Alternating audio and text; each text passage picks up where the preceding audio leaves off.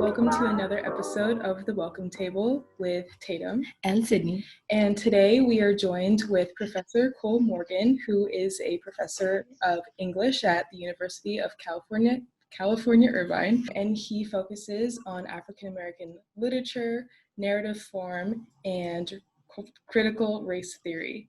Thank you for joining us today. We're very excited to talk to you. Thank you for having me. Of course. And, we're going to do our usual show and tell, and we're going to go first this week. So I brought I don't know if you can, you can't really see the front of it, but this is my first journalism notepad. My mom got it for me my freshman year, and I'm now fourth year. So it's been years and years later, but I still have this. I don't even think I've used all the pages yet. But it's really memorable. And I want to show it close because there's my initials right here. I don't know if you can. Oh, yeah. Yeah, so my mom got it for me. So yeah, it's just, I guess, very symbolic of my journey here at UCI, and I'm really glad that I still have it. So mine also goes back to my first year of college, and it's a camera. It's a film camera. Mm-hmm. This is a Nikon FE for any of your viewers who might be camera folks. Mm-hmm. And throughout college, I worked as a photographer for the college, and was just very into learning more about film photography or analog photography, mm-hmm. as well as digital. Yeah, we're of course going to delve into all of that during this interview. Very excited. Yeah, exactly. Yeah, that kind of actually relates to our first question, which is you received a BA in Black Studies and your PhD is in English, but your artistic medium is in photography. So we were just wondering how all of those kind of coincide together within your current career. Sure. So if I'm sort of tracing that kind of arc, I did both English and Black Studies in undergrad, and found that the professors that I worked with, there was a lot of opportunities for me to find natural connections between both of my majors, and that kind of led logically to focusing on African American literature in grad school. Kind of before you develop a dissertation or thesis topic in grad school, you're kind of just covering the bases in terms of learning about your field and learning about some of the history of both the literature and the criticism in English as a field. And by the time it came to figure out a sort of project that I was pretty passionate about, it was really a kind of conversation with a couple of close colleagues of mine that impressed upon me the ways in which photography kind of naturally gathered a lot of the issues that I was interested in terms of representation and subjectivity, but also textuality and materiality. And so that kind of informed the approach that I have to that intersection in terms of an eye towards both what is clear through narrative forms or photographic forms, and then what's also obscure or up for interpretation in either medium. Mm-hmm. That's really interesting. And those three fields, like sort of English, photography, and literature, while many of the qualities, like you were explaining, are intersectional, they are also vastly different. So we wanted to ask, how do you go about exploring each of these mediums in your research? What does that process look like? Yeah. I think that I tend to go from things that interest me to, I let my interests lead me to particular works or particular time periods or particular authors or artists. And then, throughout the research process, you are kind of engaging with what other scholars or other people have said about these works. And for me personally, I often find that there's a moment of disagreement or sometimes rarely a moment of kind of perfectly aligned agreement. And then I think it's almost a matter of weighing or parceling out, in the literature that I'm reading about this literature, about this artwork, what are the intuitions that might need further scrutiny? What are some of the assumptions that we make about how a photograph is worth 1,000 words? Mm. Or what are some of the commonly held beliefs about the value of portraiture as a tool for self-expression, say?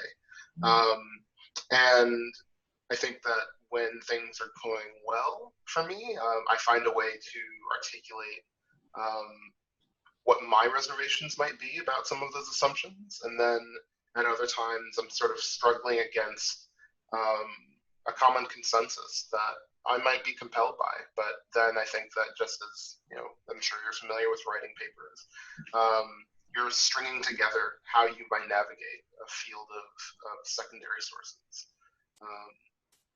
So that's kind of like a 30,000 foot view, I guess, of how I go about my research. Nice, that's amazing. What you said a little bit about time period. What time period or periods do you find yourself drawn to examining most often? So I go from the middle, in my sort of present project, I go from the middle of the 19th century. So the first authors that I'm working with are Harriet Jacobs and Frederick Douglass. And I go from about the middle of the 19th to the middle of the 20th century, ending with James Baldwin. There's kind of an arc that I'm working through in terms of my argument that I wouldn't say does much historicization, so much as documenting or uncovering long lost archives, so much as kind of attending to certain problems and certain questions raised in the works of those writers. Got it. Yeah. Baldwin is a favorite of ours, so that's why we're Yes. And speaking of developments within the field of photography and also media, with our world vastly changing and becoming more technologically savvy, we were just wondering, what are some of the challenges that come within your field with all of these advancements? Are there any pullbacks to all of the developments that we're making? That's an interesting question, because I'm kind of hearing sort of two levels, I guess. So one would be, what are some problems that scholars are taking on as subjects of their work, of their research?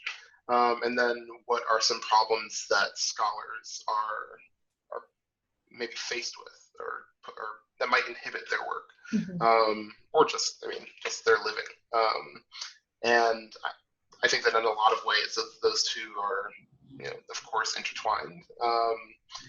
I guess in one sense, the sort of ubiquity of social media and the power that imagery has as a sort of constitutive part of social media, the way that imagery and images, whether they're still or moving or virtually synthesized, is posing untold productive problems for research. What do we make of a world that is as dominated as it is by images? What do we make of if some of those intuitions about the link between subjectivity and, say, portraiture holds true? What do we make of the sort of preponderance of a portrait once it's out of our hands, so to speak? I think that particularly with social media and digital imagery, that link becomes kind of like an obvious point at which to put a little pressure. How long you can go with the argument that my ability to disseminate my likeness means very much for me in terms of holding on to or asserting my power in a public arena. Seems to be challenged, I would think, by the virality of social media images. We wanted to talk a little bit about a recent kind of controversy in the media industry, we would say. So, the Simone Biles incident with photography. We wanted to ask, do you feel like that is a reoccurring problem in the photo world, like Black people being represented inaccurately? I think that's a great question. I think that it's also like a fascinating thought experiment. Mm-hmm. To kind of think through, and this is another way that I approach a lot of the problems that I take up in my work. But I feel as though and I don't know that I followed the Simone Biles photo shoot thing very long. I don't know that Twitter allows me to follow these things very long before something else pops up. But one of the first places I go is to sort to ask, what are our investments in this conversation? And I think that, especially with that incident, I think it pretty quickly became evident that a matter of personal taste or personal aesthetic preference for what a portrait of a notable figure in a prominent publication ought to look like is quickly overtaken by conversations about material access to the ability to have one's photo taken, the ability to take a photo for an institution like Vogue. Is that the publication? Okay. Yeah. And careers of all of those involved, right? And so it kind of quickly became a conversation about Annie Leibowitz's body of work, right? It became a question about the representation of Simone Biles' body, right? It became a question about the representation of Black women's bodies, Black athletes' bodies. As these conversations kind of, bubble up and kind of expand outwards, part of what interests me most is the relation that those conversations about wider, systematic, historical, more ambiguous problems, the relation that those questions and conversations bear to the questions that we started with. Do I like this portrait? Does this portrait do something for me?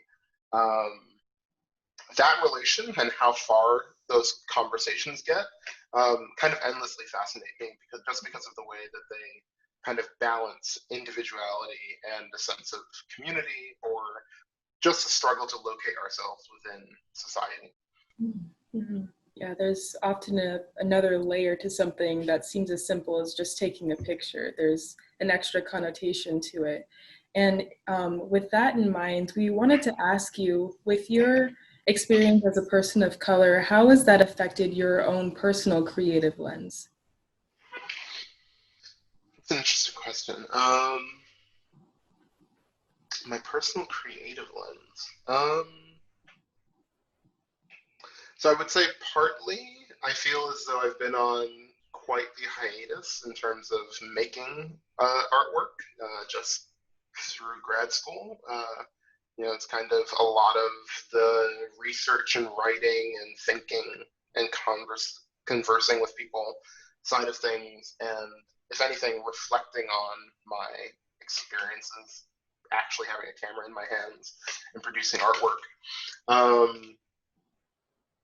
But I think that I would say it probably influenced my artwork in subtle but important ways.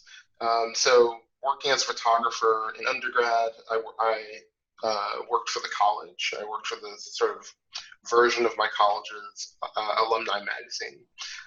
And so that entails taking photographs at all sorts of sporting events and lectures and banquet dinners and formal portraits. And so really kind of getting a cross section of the campus.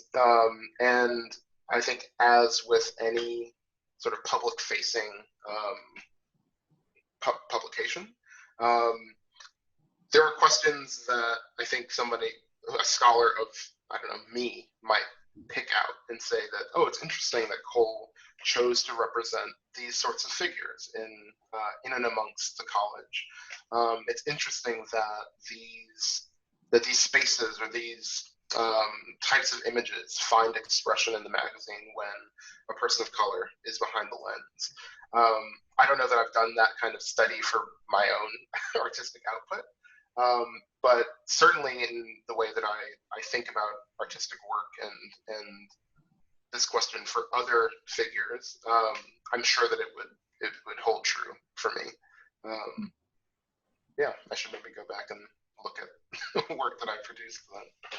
Yeah, send it to us. Yeah, we really would love that. And, we want to know a little bit more about you as well. So, flashback to your time at Brown after you received your degree. How'd you end up at UCI? I applied to jobs, and I was lucky enough to get the chance to interview here, and I visited earlier this year and gave a research presentation, presented a little bit of my research, and the department and I think took a liking to one another.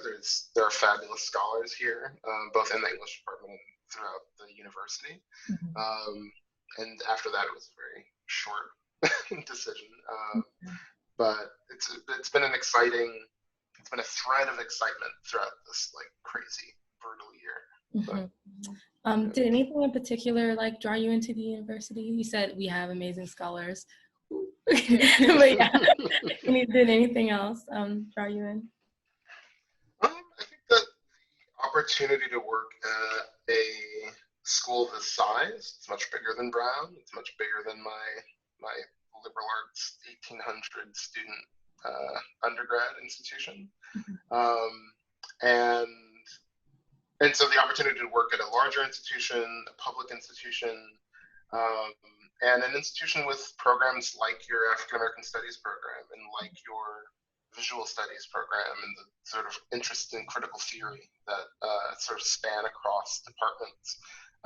All of that made UCI an extremely exciting prospect to join. And also, I mean, if you 2 years ago had asked me if I was going to be on the West Coast, I don't know that was clear to me. So that was also something I've been looking forward to all year, is making the move out here. But, yeah. Nice. How are you enjoying the weather so far? It's been interesting since I got here. So, yeah, it has been very hot, but that question was a year ago. Yeah. No, I love it so far. Nice. You're welcome. Thank you. Yeah, so we see that your research asks questions about how history, memory, and space, and also language constitute narrative form, and we're really interested in that dichotomy. Can you explain that a little bit further? I think that it goes back to, for me, the question between sort of objectivity and subjectivity, or between an intuitive sense of things and the sort of sedimentation that comes with remembering or recalling or researching the past.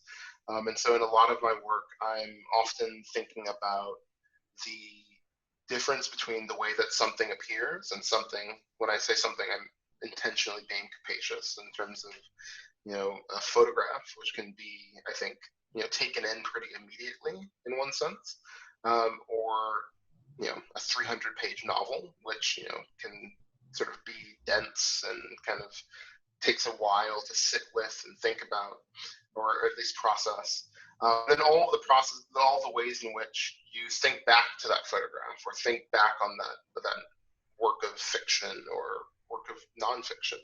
Really, the dichotomy, to the extent that I think of one, would be between how we experience a sort of everyday moment and how we experience the past, or how we talk about the past. And it's in that talking about that I think interesting questions come up in terms of how we communicate to others what happened, or what catches our attention about a given photograph, or what's important in a given moment.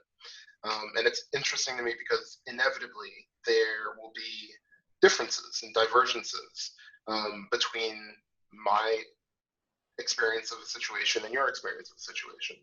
So I think so much can happen in the space of that difference.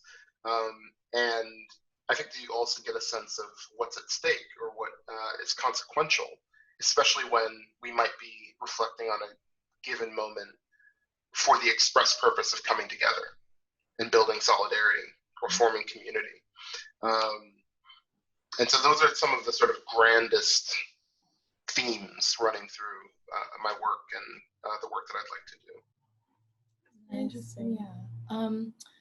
And with this field of study, these themes that you're talking about, was this something that was well-founded, or did you feel the need to carve out a space for something that needed more attention? I think I would say much more the former. So I think that the field of African American literary studies certainly was around long before I got here.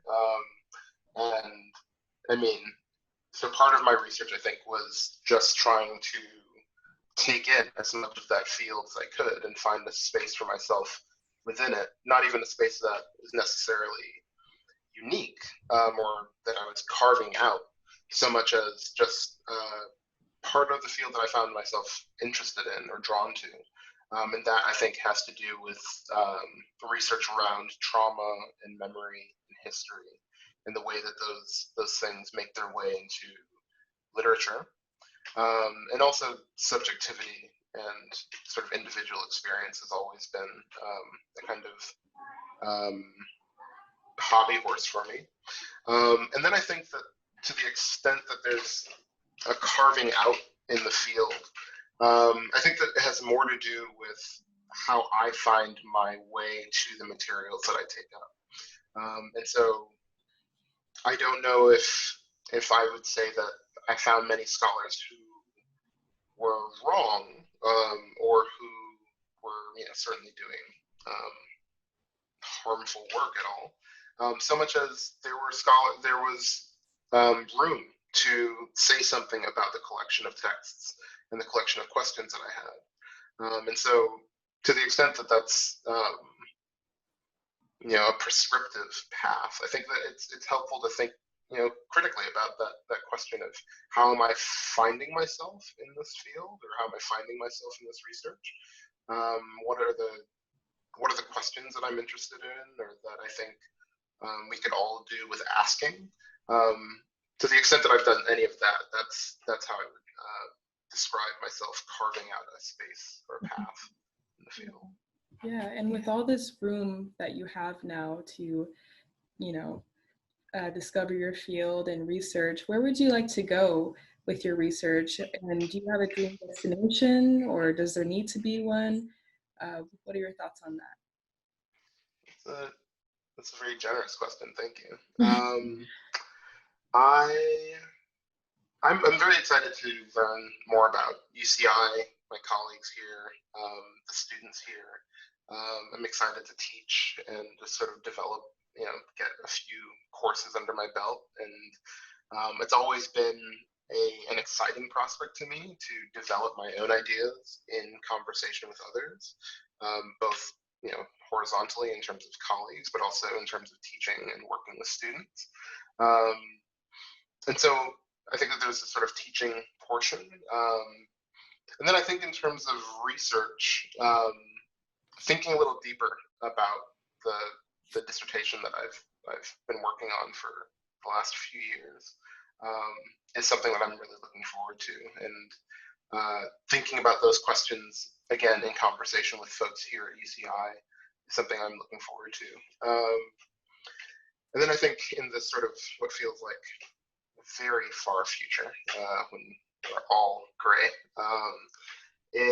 would be a project that actually incorporates actual photography, me producing photography, and finding some way to incorporate that into what is right now still a predominantly literary, critical literary project.